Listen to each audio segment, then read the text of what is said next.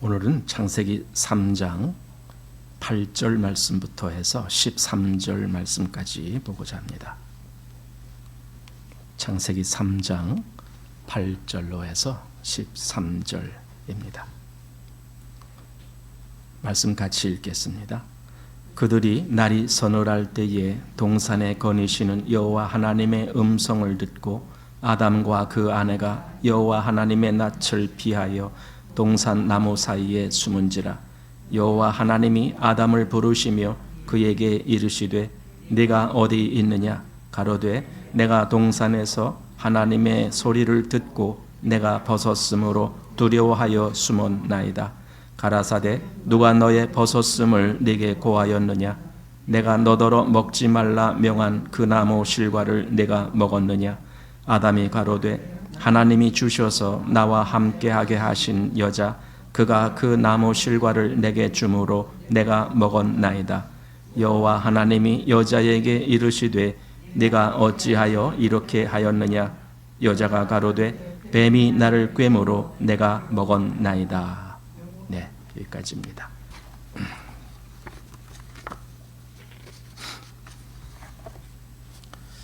우리가 지난주에 우리가 살펴본 부분을 조금 오늘 보충해서 살펴보고 그리고 이제 계속해서 보고자 합니다.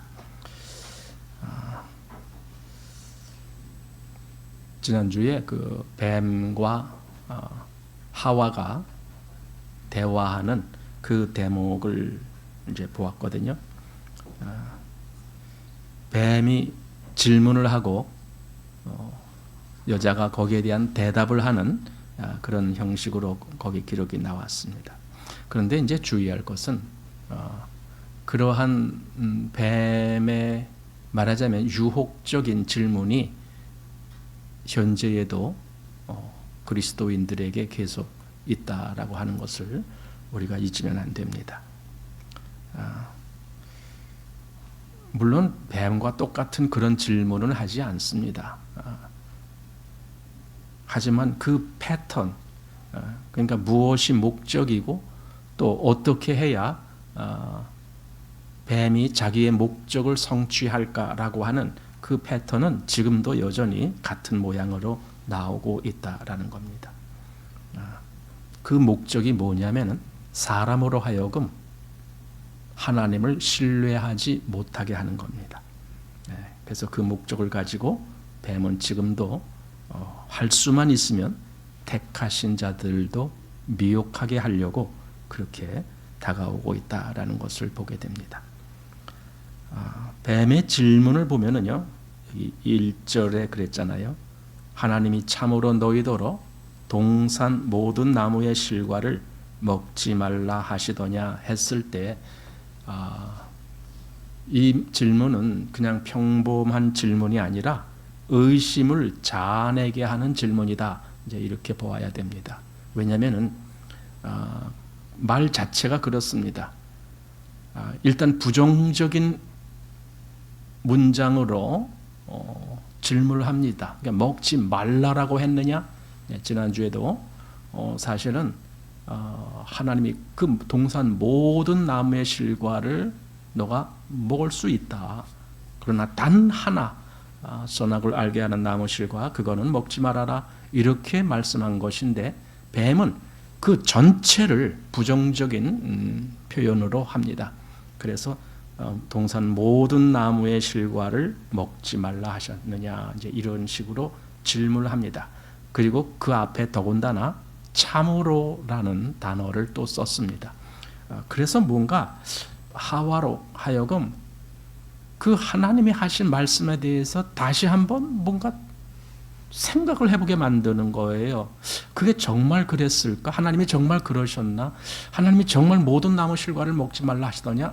아닌데, 그건 아닌데, 분명히 모든 나무 실과를 먹을 수 있지만 그 선악을 알게 하는 나무 실과 그것만 먹지 말라라고 하셨는데, 이렇게 다 알고 있지만 왠지 모르게 하와는 자꾸 그 생각을 해보는 거예요. 근데 왜 그랬지 그럼? 하나님이 왜 그럼 먹지 말라라고 하셨지? 우리가 성경을 가끔 읽다 보면은 그런 질문을 할 때가 있어요. 그냥 단순하게 믿었을 때는 전혀 질문이 될 필요도 없었는데도 불구하고 어떤 때는 아니 왜 하나님이 그렇게 말씀하셨어? 라고 괜히 하나님이 하신 의도에 내가 의심을 갖게 하는 그런 생각을 할 때가 있다라는 것을 보게 됩니다. 뱀의 그 질문에 여자가 하나님의 말씀에 너희는 먹지도 말고 만지지도 말라 너희가 죽을까 하노라 이런 대답. 사실 이 대답은 엉터리 대답이죠. 굉장히 허튼 대답이죠. 물론 이걸 어떤 사람들은 그래도 한 95점은 되는 거 아니냐 이렇게 평가할지 모르지만은 여러분 하나님께는 95점은 아무 의미가 없어요. 100점이 아니면은 다 빵점이에요. 그러니까 95점이라는 건 없습니다. 믿음이라는 것이 원래 그렇습니다. 믿음은 100점이 아니면 빵점이에요. 내가 10가지를 믿었는데 한 가지를 내가 조금 의심을 했다. 그럼 전체 의심한 거나 마찬가지죠. 내가 10가지는 지켰는데 한 가지는 못 지켰어. 그럼 다 못 지키는 거죠. 우리 야고보서에 보면은 그 율법의 온갖 율법을 다 지키다가도 하나에 범하면 모두 범한 자가 된다 그랬잖아요. 그러니까 믿음의 차원이라는 것은 항상 그렇게 봐야 되는 거예요. 그건 다시 말하면은 하나님의 말씀에 대해서 적당히 아는 것, 그건 아는 게 아닌 거예요. 적당히 믿는 것, 그건 믿는 거 아닌 거예요. 근데 지금 이 여자는 적당히 알고 있었어요. 그랬는데도 본인은 굉장히 잘 알고 있다라고 그런 식으로 대답을 하거든요. 어쨌든 여자가 한마디로 허튼 대답을 한 거예요. 그러니까 뱀이 이미 그 여자의 약점을 파악을 하는 거죠. 저 여자의 마음의 믿음이라는 것은 아주 형편없는 믿음이다. 이걸 파악을 한 거죠. 그래서 4절 보면은 뱀이 두 번째 질문, 즉 대화를 하고 있습니다. 너희가 결코 죽지 아니하리라. 너희가 그것을 먹는 날에는 너희 눈이 밝아 하나님과 같이 되어 선악을 알 줄을 하나님이 아심이니라. 이 말은 너희가 그것을 먹는 날에는 너희 눈이 밝아. 이게 뭐야? 너에게 좋은 일이 생겨. 일단 눈이 어두운 것보다는 밝아지는 것이 좋게 보여지잖아요. 그러니까 너에게 좋은 일이 생기는 거야. 네가 그것을 먹으면은 좋은 일이 생기는 거야. 그런데 하나님이 너보고 먹지 말라 한 것은 너도 하나님처럼 될까 봐. 아니 하나님처럼 되는 이 엄청난 특혜가 있는데 하나님이 그걸 너에게 주기 싫어서 그러니까 먹지 못하게 한 거야. 한마디로 하나님이 너가 잘 되는 꼴을 보기 싫어서 그래서 먹지 못하게 한 거야. 아마 이렇게 자꾸 여인에게 뭔가 말을 한마디로 하나님과 이 여자 사이를 이렇게 버리는 그런 역할을 지금 하고 있는 거예요. 그리고 가만히 보면은 세상에서도 그런 것들, 특별히 우리가 정치인들을 볼 때에 그런 걸 많이 느끼죠. 온갖 거짓말이라 할지라도 일단 저 상대방한테 치명적인 어떤 타격을 가할 수 있는 거라면요 서슴없이 거짓말을 해요.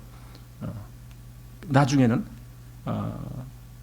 사실이 아니다라고 밝혀져도 내가 그때 잘 몰라서 그런 거야. 나한테 얘기해 준 사람이 그렇다라고 얘기했기 때문에 나도 그런 거야. 뭐 이런 식으로 해서 자기 책임이 없다라는 식으로 교묘하게 그렇게 빠져나가죠. 말장난을 하는 거죠. 근데 여기에 이제 우매한 백성들이 속아 넘어가는 거죠. 그렇지만은 이 속성을 알고 있다라면은요 그 거짓말에 속아 넘어가지 않을 거예요. 그런데 하여튼 이때부터 뱀은 어떻게 해서든지 하나님과 여자의 사이를 갈라놓으려고 갈라놓게 하려면은 지금 여자 앞에서는 하나님이 잘못됐다라고 계속 그렇게 비방을 해야 되잖아요. 그래야 여자가 마음이 하나님으로부터 멀어지잖아요. 세상에서도 그런 거죠. 이 사람한테 가서는 저 사람이 잘못됐어 하고 또 저 사람한테 가서는 또 이 사람이 잘못됐어 하고 서로 간에 이렇게 잘못됐다라고 그렇게 생각하도록 시기를 하게 하죠. 바로 그것이 여기 지금 뱀이 한 일입니다. 한마디로 하나님은 너희 눈이 밝아지는 걸 싫어하셔. 이거죠. 싫어하셔. 왜? 너희 눈이 밝아지면 너도 선악을 알게 되고 그리고 너도 하나님과 같이 되는 거잖아. 근데 하나님이 그거 싫어하셔. 이제 이렇게 뭔가 좋은 것, 내가 잘 되는 것을 하나님이 싫어하신다라는 식으로 그렇게 부추기면서 둘을 갈라놓는 거죠. 이게 뱀이 하는 일입니다. 그러니까 뱀은 정말 아주 교활한, 가장 간교한 그런 특성을 드러내고 있다. 한마디로 뱀의 목적이 그겁니다. 너 하나님의 말씀이 얼마나 믿지 못할 그런 말씀인지 잘 생각해 보라고. 네가 지금 하나님이 너에게 주신 말씀 그게 네가 그대로 지키면 너만 바보 되는 거야. 왜 그렇게 지켜? 너만 바보 될래? 너도 좀 생각을 해봐. 저 과일 얼마나 좋은 과일인데 네가 그거 먹는 순간에 너도 눈이 밝아지고 하나님과 같이 되는 건데 왜 그걸 못하고 그래? 바보같이. 뭔가 이런 느낌을 갖게 하는. 사단의 목적은요, 하나님을 향한 불신, 또 의심, 그런 걸 일으키는 거예요. 그게 사단의 목적이었습니다. 그리고 사단은 이때 그 목적을 성취합니다. 이때. 그래서 결국 여자가 먹게 되잖아요. 그 과일을. 그러니까 사단이 자기 뜻을 이룬 거죠. 여기서는. 그러니 보세요. 지금도 우리로 하여금 하나님을 신뢰하지 못하게 하는 그러한 어떤 주변의 사건이라든가 변화라든가 또는 주변의 어떤 말이라든가 이런 것들을 보세요. 가만히 보세요. 얼마나 많은지 몰라요. 계속 우리에게 이왕이면은 하나님을 신뢰하는 것이 아니라 이왕이면은 너가 너 자신을 믿어야지. 자꾸 이렇게 너 자신을 믿어야지. 왜 여지껏 하나님을 바보같이 따르고 있어? 왜 하나님을 그렇게 믿으려고 그래? 하나님 믿다가는 너는 세상에서 거지처럼 될 거야. 요즘에는 정말 눈치 빠르게 잘 살아야 돼. 왜냐하면 세상이 그렇게 호락호락하지 않아. 남들만큼 너도 살려면은 어떻게 눈치껏 이런 거 저런 거 이렇게 해야 돼. 자꾸 이런 음성이 들려지지 않습니까? 뱀은, 즉 사단은 지금도 그렇게 똑같은 방식으로 사람들에게 접근을 하는 거죠. 그러니까 지금도 우리의 감정적으로 뭔가 이렇게 막 끌어당기는 그러한 것들이 주변에 얼마나 많습니까? 또 어떤 때에는 우리의 그 지적 호기심을 자극해갖고 자꾸 거기에 빠져들게 하는 그런 것들도 얼마나 많습니까? 또 어떤 때는 우리의 그 어떤 욕구를 채워주게 하는, 욕심이죠, 한마디로. 그 욕심을 채우게 하려고 하는 그런 것들이 또 주변에 얼마나 많습니까? 그래서 가끔 그런 거 하잖아요. 뭐 중년의 여성들이, 부인들이 동창회만 갔다 오면은 그 집안엔 큰일 난다고 뭐 그런 얘기 하잖아요. 뭐 친구들이 타고 온 차가 뭐 무슨 차네, 뭐 무슨 옷을 입고 왔네, 뭐 이러면서 이제 그거 보니까 그 전까지는 멀쩡했었는데 갑자기 저 친구가 옛날에 학교 다닐 때는 나보다도 공부도 못하고 찌질이 못난 것 같았는데 지금 보니까 나보다 더 잘 살고 있네. 뭐 이러면은 괜히 내가 바보인 것 같은 생각도 들고 막 이런 뭔가 이렇게 마음에서 그 욕구가 채워지지 아니한 것 같은 그런 느낌도 갖게 하는 거죠. 사단은 우리에게 굉장히 우리를 피곤하고 지치게 만드는 그런 걸로 인해서 우리가 기운을 잃게 하는 그런 역사도 하는 거예요. 그러니까 어떤 방법이든지 사단의 목적은 하나입니다. 우리로 하여금 하나님을 신뢰하지 못하게 만드는 것. 그것이 사단의 궁극적인 목적입니다. 우리가 이 성경에서 하와를 볼 때에 하와가 무엇을 잘못했는지는 다 알아요. 성경 창세기 3장만 읽어보면은 하와가 그때 왜 뱀의 말을 들었어? 듣지 말아야 되는 건데 다 알아요. 뭐가 잘못됐는지 다 알아요.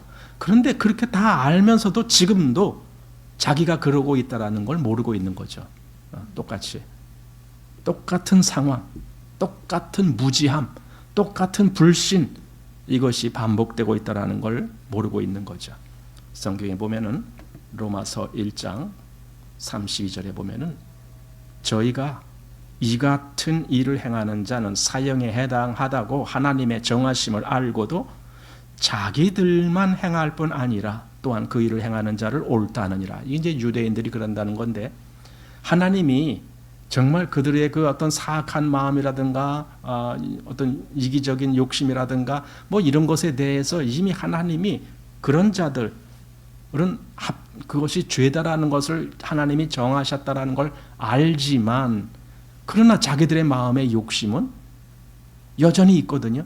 그러니까 남을 비추어서 볼 때에는 정확히 알지만 자기를 비추어서 볼 때에는 다 소경이 되는 거예요.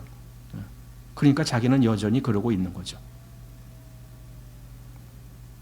또 로마서 2장 말씀 보면은 이렇게 되어 있습니다. 17절에 유대인이라 칭하는 내가 율법을 의지하며 하나님을 자랑하며 율법의 교훈을 받아 하나님의 뜻을 알고 지극히 선한 것을 좋게 여기며 네가 율법에 있는 지식과 진리의 규모를 가진 자로서 소경의 길을 인도하는 자여 어둠에 있는 자의 빛이요 어리석은 자의 훈도요 어린아이의 선생이라고 스스로 믿으니, 그러니까 보세요. 알 걸 다 알아요.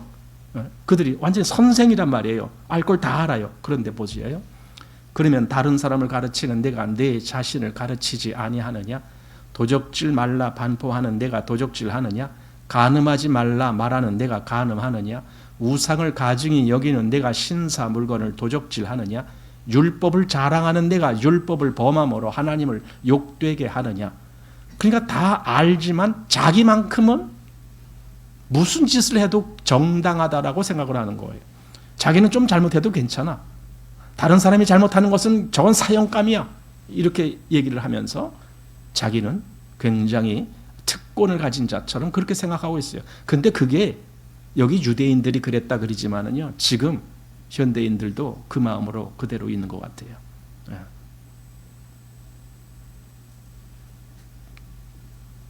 어쩌면 이런 문제는 세상이 아니고 교회 내에서가 더 큰 문제다 이렇게 생각합니다.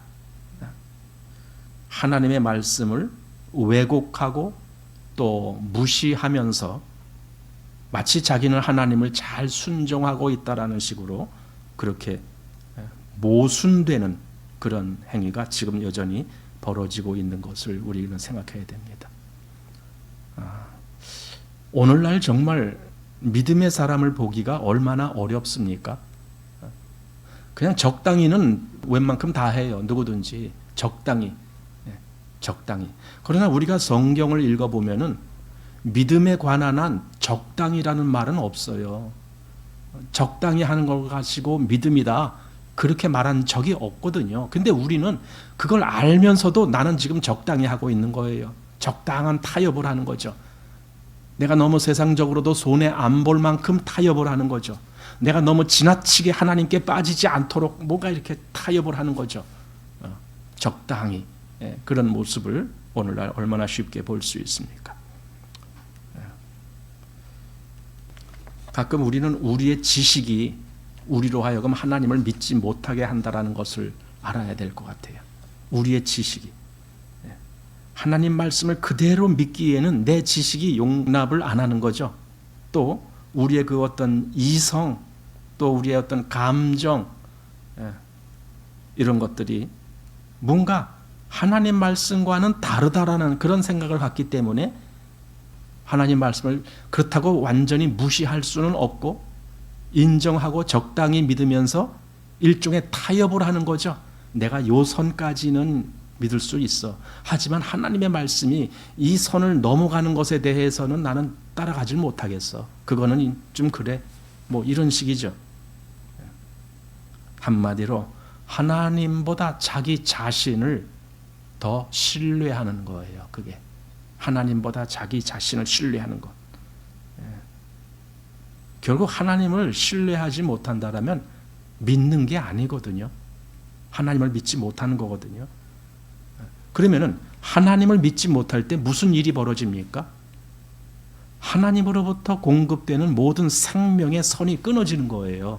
믿음이 없으면요, 이게 끊어져요. 그러니까 우리는 지금 적어도 옛날 여기 아담 하와 있을 때 그때보다는 지금 몇천 년이나 지났어요. 엄청난 세월이 지났음에도 불구하고 그들을 대하면 우리가 가끔 역사 같은 거 공부하면은요, 옛날 사람들은 굉장히 무식한 사람들 같다 이런 느낌 안 들어요? 무슨 원시인 그러면서 원숭이 비슷한 그런 유인원 그런 삶을 살고 동굴에서 살고 수렵 채취를 해서 살고 그랬다고 우리 그렇게 역사적으로 그렇게 배운다고요. 그러니까 지금 우리들은 그들에 비하면 엄청 지혜롭고 엄청 우리는 발전된 사람이야 이렇게 본다고요. 그런데요, 가만히 보면은요, 지금 이 창세기 3장에 나오는 아담 하와의 입장이나 지금 보통 대부분의 사람들의 입장이나 다를 게 뭐가 있어요? 뭐가 발전했다라는 거예요? 하나도 없어요. 똑같은 거예요. 근데 본인들은 자기는 대단히 우수하다라고 생각하기 때문에, 그러니까 세대가 거듭할수록 그러잖아요. 자손 세대가 그 조상 세대보다 우수하다라고 생각하잖아요. 그럴까요? 정말? 주어진 환경의 변화는 있지요. 환경의 변화. 그러니까 우리 조상들, 우리 아버지 세대, 우리 할아버지 세대, 그때의 환경에서 만약에 내가 그때 환경에서 살았다라면 내가 똑똑한 지금의 이 지식 가진 사람처럼 그렇게 살 수가 있을까요? 없죠. 옛날에 무슨 자동차가 있어요, 컴퓨터가 있어요, 스마트폰이 있어요, 뭐가 있어요? 하다못해 부엌에 가스레인지도 없고 전기도 없었는데 그때 사람들이 지금 우리보다 훨씬 미개하고 미련하고 지식도 없고 이렇게 평가할 겁니까? 전혀 그런 건 아니거든요. 그 주어진 환경에서 어떻게 살아갔느냐가 문제인 거거든요. 만약에 지금 나에게 이렇게 넉넉한 환경이 주어졌는데도 불구하고 오히려 내가 더 미련하게 사는 것 아닌가요? 우리가 아담보다 또는 하와보다 굉장히 지혜를 많이 갖고 있고 지식을 갖고 있다라고 생각할지 모르지만은 사실은 그게 아닌 거예요. 똑같은 거예요. 그리고 똑같은 일이 반복되고 있는 거예요. 여기 로마서 1장 28절 한번 보십시오. 또한 저희가 마음에 하나님 두기를 싫어하며 하나님께서 저희를 그 상실한 마음대로 내어버려 두사 합당치 못한 일을 하게 하셨으니, 이 합당치 못한 그 일이 뭡니까? 자기들이 원하는 일이잖아요. 그러니까 하나님이 원하시는 일이 아니고 자기가 원하는 일을 하는 것, 그게 지금 이 모양이거든요. 그 마음에 하나님 두기를 싫어한 거예요, 그게. 어떤 사람 안에 하나님은 그 말씀을 넣어주시거든요. 근데 그 말씀이 그 사람 안에 있질 아니하면 그 사람은 하나님의 말씀을 들을 귀가 없게 돼요. 듣지 못해요. 여기 요한복음 8장에 보면은 37절에 예수님이 유대인들에게 하신 말씀이죠. 나도 너희가 아브라함의 자손인 줄 아노라. 그러나 내 말이 너희 속에 있을 곳이 없으므로 나를 죽이려 하는도다. 그 유대인들이 주님의 말씀을 그들의 마음에 둘 수가 없어요. 왜냐하면 그들은 그 말씀을 받지 아니하니까. 그럼 말씀을 받지 아니하는 사람들이 그들이 여기서 이들이 뭘 했느냐? 자기들이 하나님을 아주 열심히 믿는다라고 하고 있는 거예요. 얼마나 이게 모순되는 내용입니까? 주님의 말씀이 없는 사람은요, 한마디로 하나님을 믿을 수가 없는 거예요. 그런데 그들은 믿는다라고 해요. 아주 큰 모순이 거기서 발생하는 거죠. 또 요한복음 15장 7절 보면은 너희가 내 안에 거하고 내 말이 너희 안에 구하면 무엇이든지 원하는 대로 구하라 그리하면 이루리라. 여기서도 내 말이 너희 안에 거하면 이 전제가 있어야 되는 거예요. 하나님께 무엇을 구한다 할 때에 주님의 말씀이 그 안에 없는 사람은 무엇을 구하게 되느냐 하면은 자기 욕심만 구하게 돼요. 그게 기도예요. 그러나 하나님의 말씀, 주님의 말씀이 내 안에 거하면은 그 말씀을 따라서 구하게 돼요. 이게 전혀 다른 차원이 돼요. 그러면 그 기도에 대한 하나님의 응답이 있게 되는 거예요. 하나님의 뜻을 따라서 구하는 그 기도에 하나님께서 응답을 하시는 거죠. 그러나 그 안에 주님의 말씀이 거하지 아니하는 사람에게는 그는 그 뜻을 따라 구할 줄을 몰라요. 그럴 줄 몰라요. 바로 이런 모습들이, 그 안에 주님의 말씀이 없는 것, 그것은 사단을 닮은 거예요. 예수님이 요한복음 8장에서 바로 그 마귀, 즉 사단을 이야기할 때에 이렇게 말씀하셨거든요. 8장 44절에 너희는 너희 아비 마귀에게서 났으니 너희 아비의 욕심을 너희도 행하고자 하느니라. 저는 처음부터 살인한 자여. 그리고 그 다음 진리가 그 속에 없으므로 진리에 서지 못하고 거짓을 말할 때마다 제 것으로 말하나니 이는 저가 거짓말장이요 거짓의 아비가 되었음이니라. 진리가 그 속에 없어요. 아까 주님의 말씀이 그 사람에게 없어요. 그 속에 없어요. 그러면은 여기 이 사단과 똑같은 모양이 된 거예요. 그러니까 인간은 원래 하나님의 형상과 모양을 따라 지음을 받았는데 나중에 보니까 사단과 똑같아진 거예요. 마음에 하나님 말씀이 없는 거잖아요. 사단과 똑같은 거예요. 그래서 성경은요, 이런 말을 하는 거예요. 사람은 반드시 거듭나야 된다. 왜냐하면 거듭나지 아니하면은 사단을 닮은 모양이 그대로 연속으로 이제 이어지는 거잖아요. 그럼 그 상태에서 어떻게 되는 겁니까? 하나님의 영광이 아니고 영원한 심판이 있는 거예요. 그에게는 하나님은 사단을 영원히 심판하실 거니까. 그래서 사람은 반드시 거듭나야 되는 거예요. 즉, 더 이상 사단을 닮은 마음이 아니라 하나님의 모양과 그 형상을 따라서 마음이 그렇게 돼야만 되는 거죠. 이게 거듭난다는 말이에요. 한마디로 거듭난다는 것은요, 하나님을 닮은 사람이 되는 거예요. 그 마음에서. 그래서 그 사람 안에 아까 하나님의 말씀이 거한다라고 되어 있죠. 또 다른 말로 이렇게도 되어 있어요. 하나님의 영이 그 안에 거한다. 이런 말도 있어요. 우리 로마서 8장 9절 말씀 보겠습니다. 만일 너희 속에 하나님의 영이 거하시면 너희가 육신에 있지 아니하고 영에 있나니 누구든지 그리스도의 영이 없으면 그리스도의 사람이 아니라. 너희 속에 하나님의 영 또 그리스도의 영이 거해야만 되는 거다. 아까 앞에서는 너희 속에 하나님의 말씀이 있어야 된다. 거해야 된다. 근데 지금은 이제 영, 하나님의 영, 그리스도의 영이 너희 안에 있어야 된다. 지금 이렇게 말씀하는 겁니다. 여러분, 그리스도인은 그래서 이걸 생각해야 돼요. 내 안에 하나님의 영이 거하신다. 이게 참 놀라운 말입니다. 내 안에 하나님의 영이 거하신다. 이걸 알지 못하면은요, 어떻게 살아가느냐? 내 마음대로 살려고 그래요. 즉, 하나님의 영에 귀 기울이는 것이 아니라 내 뜻에, 그래도 나름대로는 아마 꽤 선한 뜻 또는 착한 뜻, 꽤 지혜로운 뜻, 그렇게 갈 거예요. 그러면서 자기는 옳다라고 생각할 거예요. 왜냐하면 자기가 악으로 간 게 아니거든요. 악한 행위를 하려고 한 게 아니거든요. 뭔가 선한 의도를 가지고 바르게 살려고 애썼거든요. 그러나 중요한 것은 아무리 내가 바르게 살려고 애를 썼다 할지라도 그게 하나님의 영에 순종하는 길이냐 아니면 내 뜻대로 가는 길이냐, 어느 거냐, 이게 중요한 거거든요. 그러니까 우리가 선하느냐 선하지 않느냐 하느냐 이런 평가를 하자는 것이 아니에요. 너는 지금 하나님의 영에 복종하느냐, 거기에 순종하고 있느냐 아니냐, 그게 문제인 거죠. 그러니까 너희 속에 하나님의 영이 거하신다라고 하신 이 말씀처럼 정말 내 안에 하나님의 영이 거하신다라고 하는 사실을 내가 그렇게 믿고 있는가?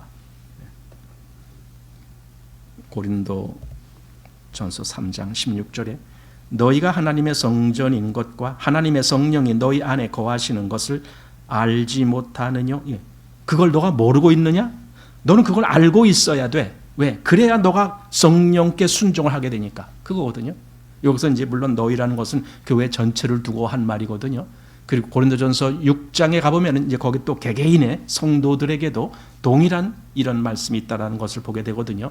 성령이 거하시고 하나님의 영이 거하시고 그리스도의 영이 거하시는 그것을 알고 있다라면은 어떻게 네 마음대로 살 수가 있겠느냐? 지금 그 말이거든요. 그런데 너희가 너희 마음대로 한 걸로 보니까 너희 속에 하나님의 영이 거하시는 것도 너희들은 모르고 있었어. 지금까지 이제 말하자면 그 지적을 해주는 거죠. 그래서 하나님의 영이 거하는 사람에게는 동일하게 하나님의 말씀도 그 안에 거하게 돼 있어요. 그래서 하나님의 기준이 계속 그 사람을 이끌어가게 돼 있어요. 우리 요한 1서 2장 14절 보면은 청년들아 내가 너희에게 쓴 것은 너희가 강하고 하나님의 말씀이 너희 속에 거하시고 너희가 흉악한 자를 이기었음이라. 이거예요. 하나님의 말씀이 너희 속에 거하시고 있어. 예, 이거죠. 너희가 그런 사람이야. 우리 안에 하나님의 영이 있을 뿐더러 하나님의 말씀이 내 안에 있어. 그런 사람과 내 안에 아무것도 없어. 그런 사람과 어떻게 똑같아요? 그럴 수가 없죠. 또 골로새서 3장 16절에 그리스도의 말씀이 너희 속에 풍성히 거하여 모든 지혜로 피차 가르치며 권면하고 시와 찬미와 신령한 노래를 부르며 마음에 감사함으로 하나님을 찬양하고. 여기 그리스도의 말씀이 너희 속에 풍성히 거하여 이렇게 되어 있어요. 그래서 그 다음에 피차 권면하고 또 시와 찬미와 신령한 노래를 부르며 마음에 감사함으로 하나님을 찬양하는 이런 일이, 그런 일이 어떻게 가능한데 너희 속에 그리스도의 말씀이 너희 속에 풍성히 거하고 있기 때문에. 예.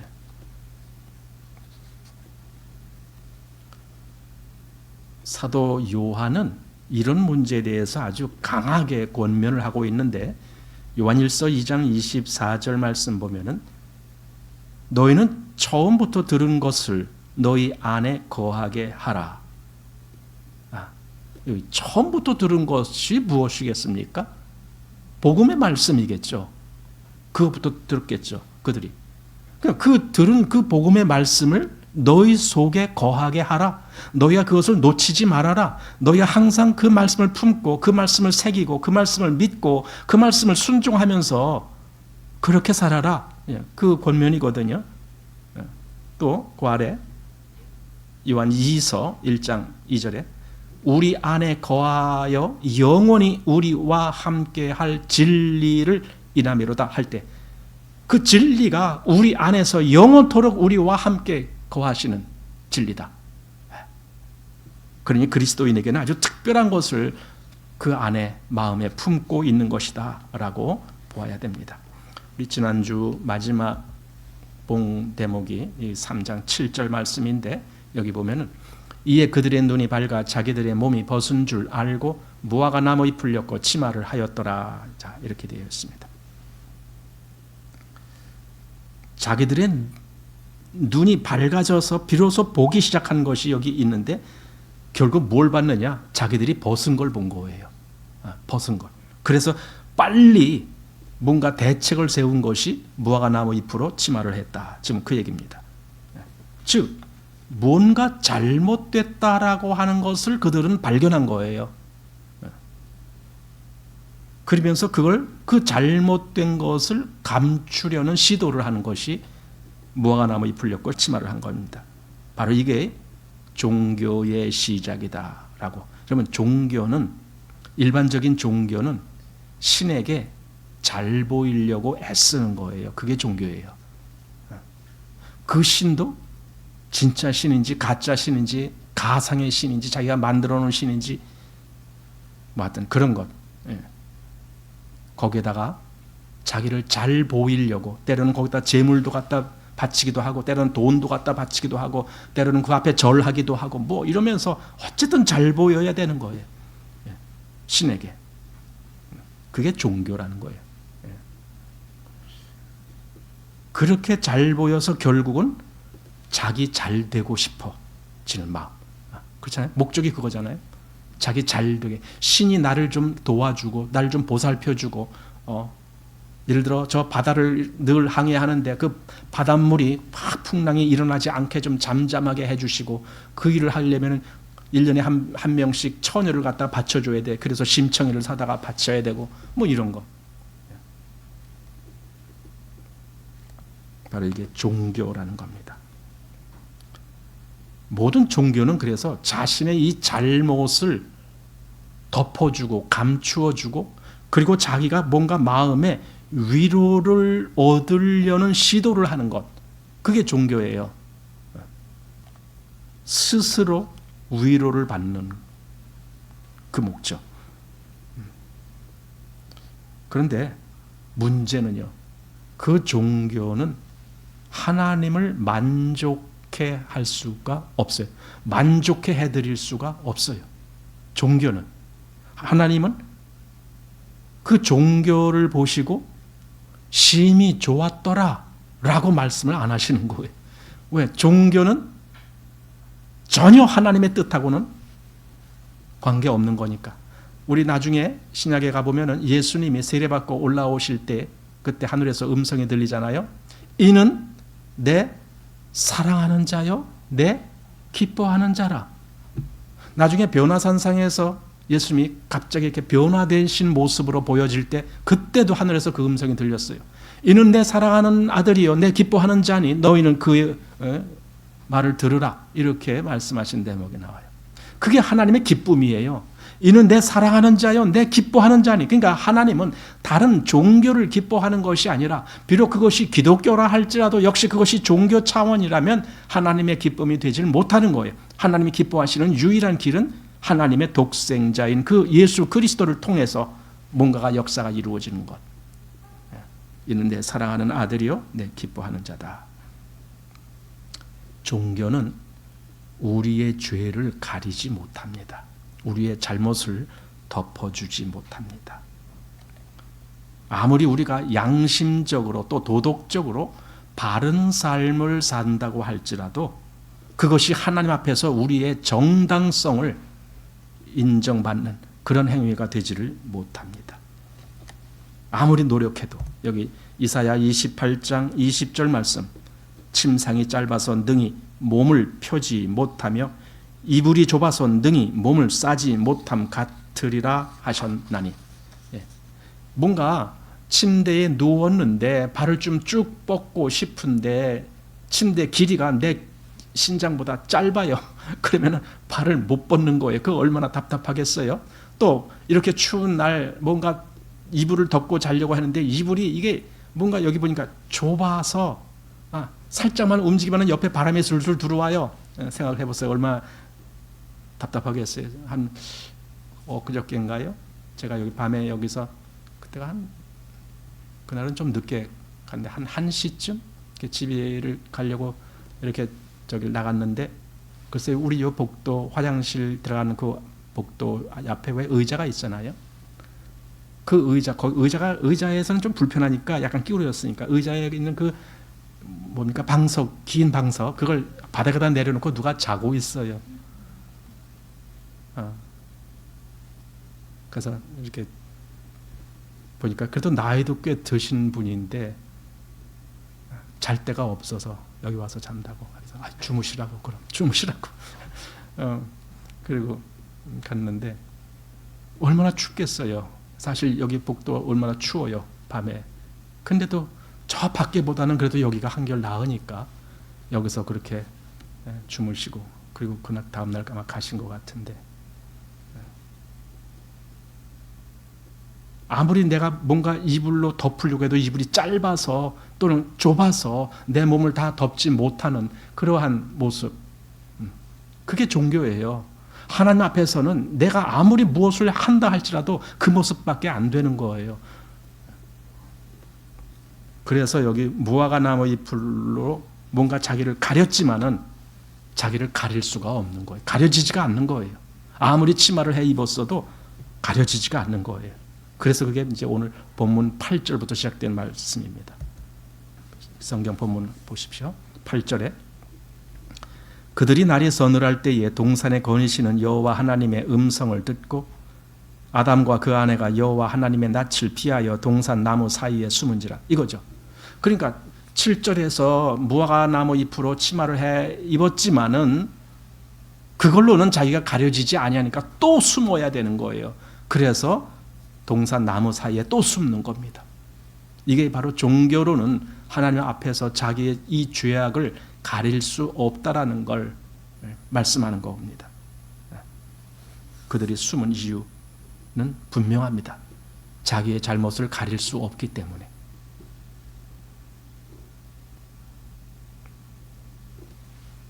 그러니까 무화과 나무 잎은 아무짝에 쓸모가 없는 거예요. 그걸 아무리 해도 역시 하나님 음성만 듣고 도망가야 됐던 거예요. 피해야 됐던 거예요. 하나님 낯을 대할 그럴 어떠한 마음의 준비도 되지 못하는 거죠. 그래서 도망가는 겁니다. 그러니까 이렇게 종교성을 가지고 뭔가 자기를 세우려고 하는 사람들은 어느 날 그가 하나님 앞에 나간다라고 할 때에 그는 하나님을 피할 수밖에 없어요. 당당하게 그 앞에 서질 못해요. 하나님을 피해야 되고 하나님에게서부터 멀리 도망가야 되고 가능하면 다시는 하나님 안 보려고 아마 그렇게 애쓸 겁니다. 근데 그 일이 마지막 심판 때에도 그런 일이 벌어진다라고 성경은 말씀합니다. 우리 요한계시록 6장 15절 보십시오. 땅의 임금들과 왕족들과 장군들과 부자들과 강한 자들과 각 종과 자주자가 굴과 산 바위 틈에 숨어 산과 바위에 이르되 우리 위에 떨어져 보좌에 앉으신 이의 낯에서와 어린 양의 진노에서 우리를 가리우라. 이게 무화과 나무 잎을 엮어서 치마를 해 입고도 그리고도 동산나무의 그 사이에 숨은 그때 아담과 하와의 모습과 뭔가 유사한 면이 있는 것처럼 보이지 않습니까? 그죠? 유사한 거예요. 물론 이때는 하나님의 진노로부터 그들이 피하기를 원했지만 어쨌든 그들은 하나님 앞에 서지 못하는 거예요. 죄가 해결되지 아니한 사람은 하나님 앞에 서지 못하는 거예요. 그래서 아담과 하와는 도망갈 수밖에 없었던 거예요. 어떻게 해서든지 자기들을 가려보려고 도망갈 수밖에 없었던 거예요. 그게 바로 비극이죠. 인생들에게 닥친 비극. 그런데 우리는 성경을 보면서 놀라운 어떤 사실을 보게 됩니다. 뭐냐면은 이렇게 똑같은 죄가 있음에도 불구하고 하나님 앞에 서게 되는 사람들이 있어요. 그냥 도망만 가는 것이 아니라 자기를 숨기려고만 하는 것이 아니라 하나님 앞에 서는 사람이 있습니다. 그게 성경에서 말하고 있는 아주 중요한 내용입니다. 여기 시편 32편을 보십시오. 1절 허물의 사함을 얻고 그 죄의 가리움을 받은 자는 복이 있도다. 예, 이 사람은 그 동산 나무 사이에 숨질 않아요. 자기에게 허물이 있어요. 그럼에도 불구하고 오히려 가리움을 받는 자가 돼요. 그걸 누가 가려줄까요? 이제 우리 창세기 조금 이따 뒤에 보면은 하나님이 아담과 하와를 위하여 가죽옷을 지어 입히는 것을 보게 돼요. 그게 가려주는 거예요.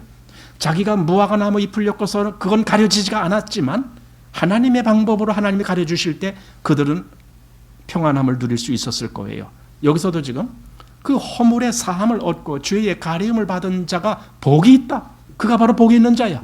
그는 더 이상 도망 안 가도 돼. 그는 하나님 앞에 얼마든지 이제 그 은혜를 입으면서 나아갈 수 있어. 이렇게 말하고 있는 거야. 이런 사람. 또 5절 말씀에 내가 이르기를 내 허물을 여호와께 자복하리라 하고 주께 내 죄를 아뢰고 내 죄악을 숨기지 아니하였더니 곧 주께서 내 죄의 악을 사하셨나이다. 예. 죄를 숨기려고 그렇게 무화과 잎을 2겹, 3겹 그게 필요가 없어요. 그거 아니에요. 오히려 하나님께 하나님 내게 이런 죄가 있습니다. 오히려 하나님께 그걸 내보이고 하나님께 여기 아뢰다. 내 죄를 아뢰고 그랬어요. 여기 아뢰고 내 죄악을 숨기지 아니하였더니 바로 여기에 하나님의 은혜가 떨어지는 길이에요. 이게 내 죄악을 숨기지 아니하고 오히려 하나님께 아뢰는 그 사람에게 하나님의 은혜가 임합니다. 네. 이게 성경에서 말하는. 그러니까 일반적으로 자기의 의와 또는 어떤 종교와 도덕 뭐 이런 걸로 해서 죄를 갚으려는 사람은 그는 끝내 하나님 앞에 설 수가 없어요. 그러나 하나님께 자기 죄를 아뢰는 사람, 그 사람은 하나님이 그 죄를 가려주는 그 은혜를 얻을 수가 있게 되고 하나님 앞에 서게 되는 사람이 되는 겁니다. 자, 9절 그냥 본문 보십시오. 여호와 하나님이 아담을 부르시며 그에게 이르시되 네가 어디 있느냐.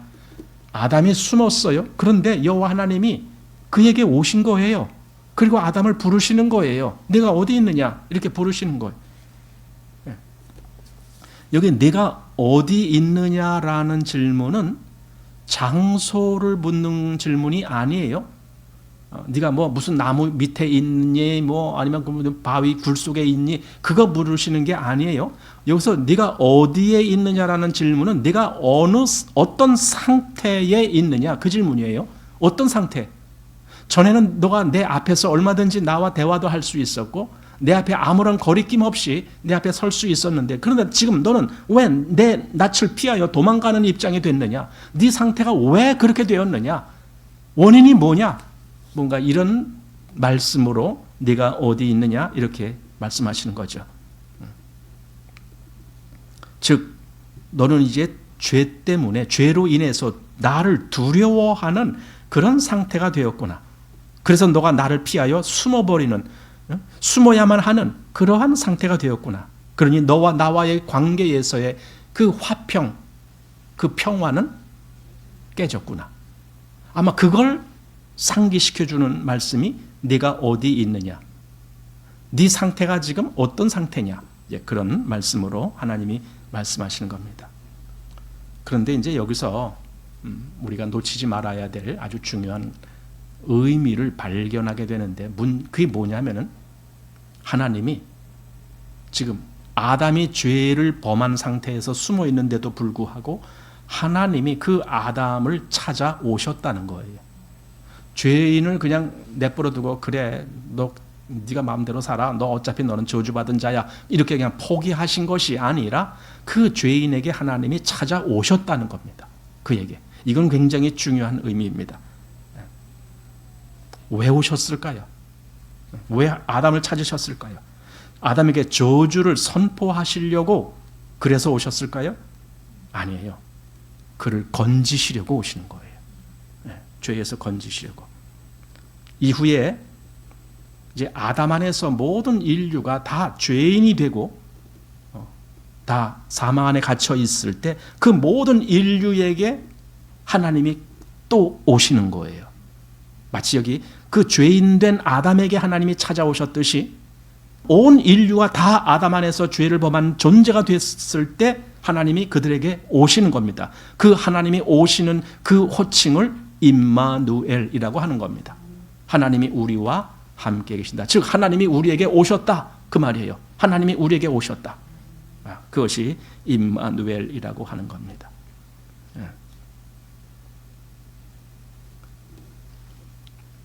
바로 그렇게 임마누엘로 오신 분이 우리가 아는 예수 그리스도십니다. 뭡니까?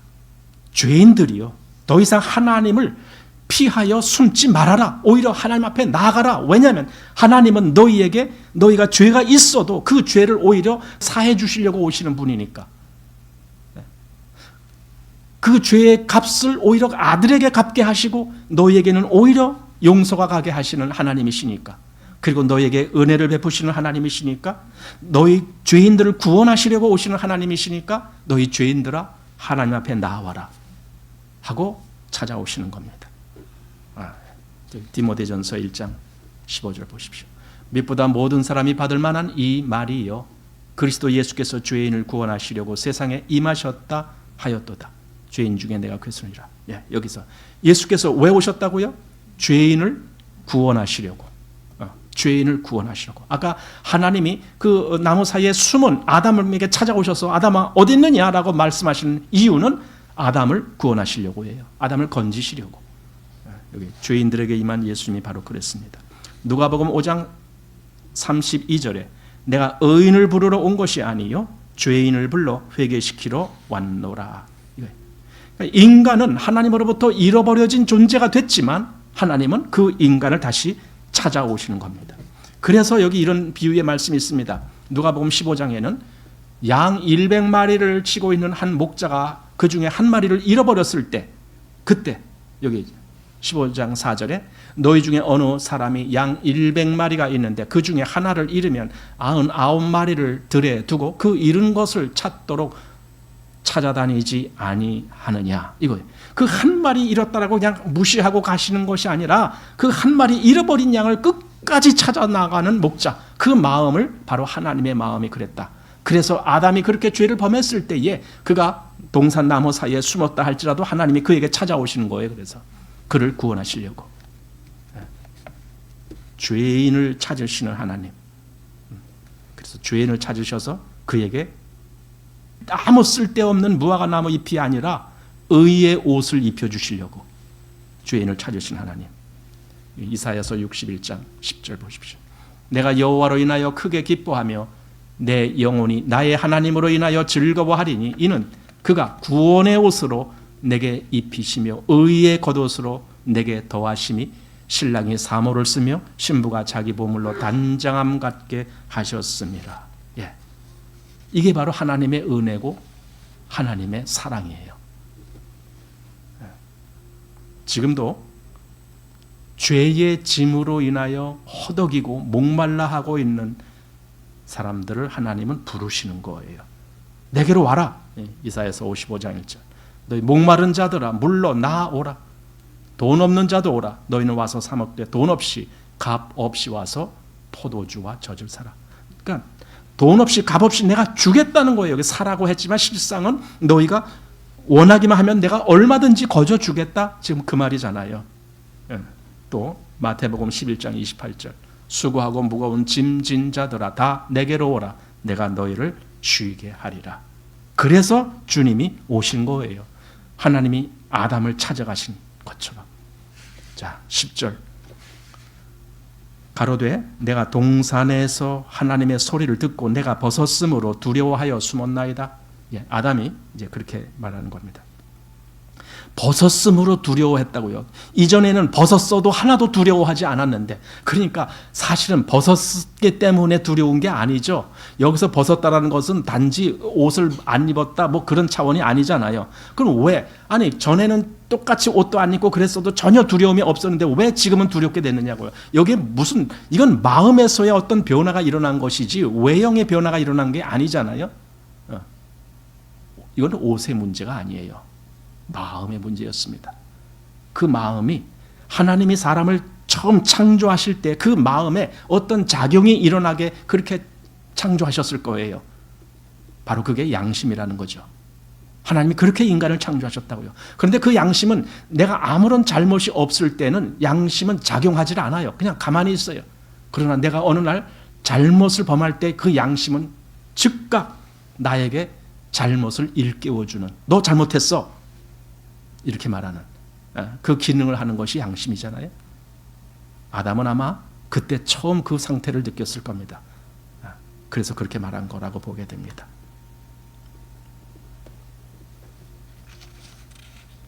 그래서 어떻게 해서든지 그걸 가려보려고 무화과나무 잎을 엮고 치마를 했지만 가려지지가 않았죠.